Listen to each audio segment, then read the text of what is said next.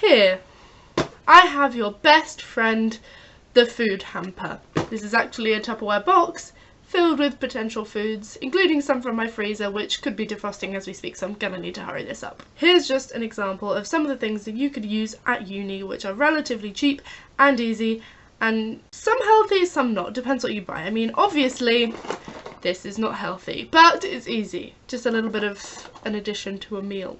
The next frozen item, which you will do before I have to run down and put them back in the freezer, is this 3 beans, sweet corn and roasted red pepper burgers. So these are actually fairly healthy, and you can have 1 or 2 of these with a meat of your choice, and I tend to have it with chicken. These chicken chowgras from Bird's Eye can range from £1.60 odd usually to £1 if you can find them on sale.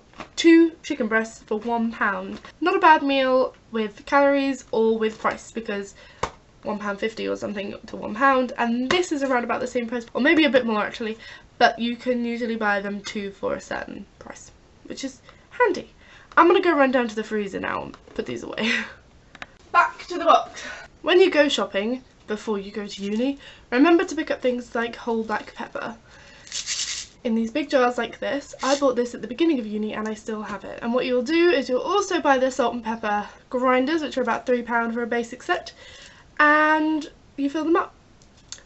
Simple as. Similarly with things like mixed herbs. Now I had herbs and spices and didn't use the spices and very rarely use the herbs, but if you're feeling like mixing things up, go for it. I put these on some sweet potato wedges, which was the first time I'd ever made them, and I just felt really fancy, like a really cool chef. So who says being a student means you have to have plain food? Here are some basics. Beans for sure, and a big tin of soup, and depending on who you are, this could be a basic, but smash.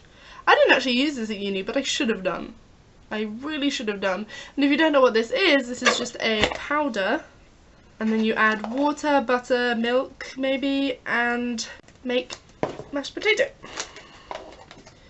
Or you could just mash potato. Then this as an example of something that you can get. This is cheese and broccoli, pasta and sauce, but they often have these on sale in places for half the price of what they are. Even their original price is not bad for what they are. It's pasta and sauce put together, and it's branded, so you know you can always go for a cheaper version. And these come in different flavours, so these are good meal alternatives. Well, not alternatives, they're good meal choices. And then the last things I have can be taken separately or together. This is something that I liked to cook in uni, and something that you could cook in uni and use with your friends, which I think some of my friends did. Outside of our flat, I think they did this. But tuna pasta. Tuna, 4 tins, so you know, not bad. And tuna sauce. It's not tuna sauce, it's a tomato sauce for the tuna pasta bake. And pasta! Pretty easy. Tuna, pasta, bake. And this is the kind where you don't have to boil the pasta, you just put the tuna, 1 tin, not all 4 tins, in the sauce in a tray with the pasta for 20 minutes, stir it up, put some cheese on, 25 or the other way around, and there you go.